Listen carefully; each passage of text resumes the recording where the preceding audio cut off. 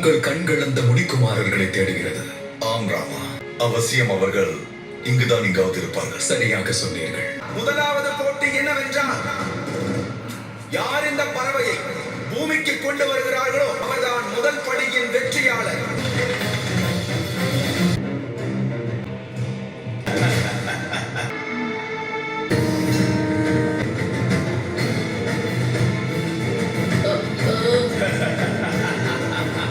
தர்மத்தை காப்பதற்காக வதம் செய்வது தேவர்கள் செய்யும் காரியமா? திறமையை வெளிப்படுத்துவதற்காக வதம் செய்வது அரக்கர்கள் செய்யும் காரியம் மட்டுமே.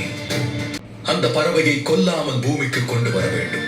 எந்த பாலகுமாரர்களை நான் தேடுகிறேனோ அவர்கள் இந்த போட்டியில் நிச்சயம் உயிரை கொல்ல மாட்டார்கள். நாங்கள் பறவையின் மொழியை அறிவோமா? பேசி அவற்றை கொண்டு வருவதற்கு நாங்கள் அனைவரும் ஒன்றாக அம்புகளை செலுத்தினாலும் அதை கீழே கொண்டு வர முடியாது. இந்த போட்டியை நிறைவேற்றுவது சாத்தியமே இல்லை. எங்களுக்கு அவமானம். அண்ணா, அங்கு பாருங்கள், அனுமான்.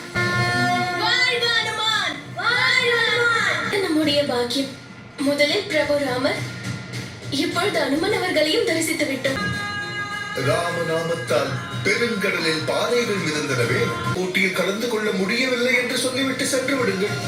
பறவையை காயப்படுத்தாமல் பூமிக்கு கொண்டு வந்து விடலாம். ஒரு முறையும் போட்டியில் வெற்றி பெற்றுவிட்டு நாம் நம் இடத்தை மாற்றிக்கொள்ள வேண்டும். சிங்கக்குட்டி என்னாலும் வெற்றி கொண்டு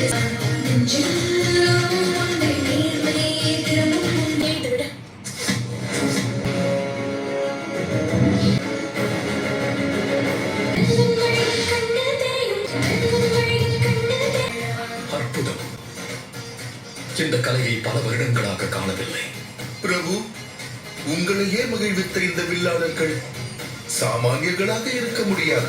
சாதாரண வம்சத்தை சேர்ந்தவர்களாக இருக்க முடியாது. என் சந்தேகமும் அதுதான் குருதேவா. எனக்கு முழு நம்பிக்கை இருக்கிறது. அவர்கள் அதே பாலகர்கள் தான். இரண்டாவது படியிலும் தங்கள் இருப்பை வெளிப்படுத்துவார்கள். ஆனந்தம். இன்னும் சிறிது நேரத்தில் உன் நண்பர்கள் போட்டியில் வென்று விடுவார்கள். அவர்களின் உண்மையை அனைவருக்கும் தெரியப்படுத்தி விடுவாய்.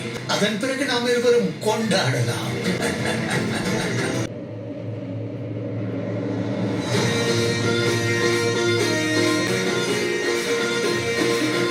ஒருவேளை அம்மாவின் கட்டளை என்னும் விலங்கில்லாமல் இருந்தால் பிரபு ராமரிடம் ஆசையை பெற்று இருக்கலாம். ஜனகரை பாரபட்சம் பார்ப்பார் என்று எண்ணக்கூடாது. அவ்வளவு தடைகளை கடந்து போட்டியிலும் வென்றிருக்க முடியாது. அவர்களுடைய போட்டி இன்று எவ்வாறு நடக்கிறதோ என்று தெரியவில்லை.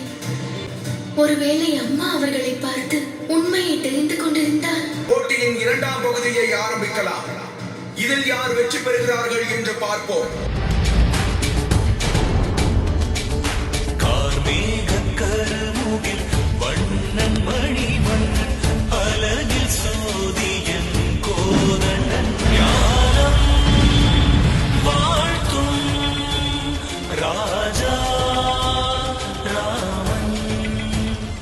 என்று எந்த வில்லாளி இந்த நீரை தடுத்து நிறுத்துகிறாரோ அவரே சிறந்தவராக கருதப்படுவார். அந்த முனிக்குமாரர்கள் இந்த வித்தையை கற்றார்களா என்று பார்க்கலாம்.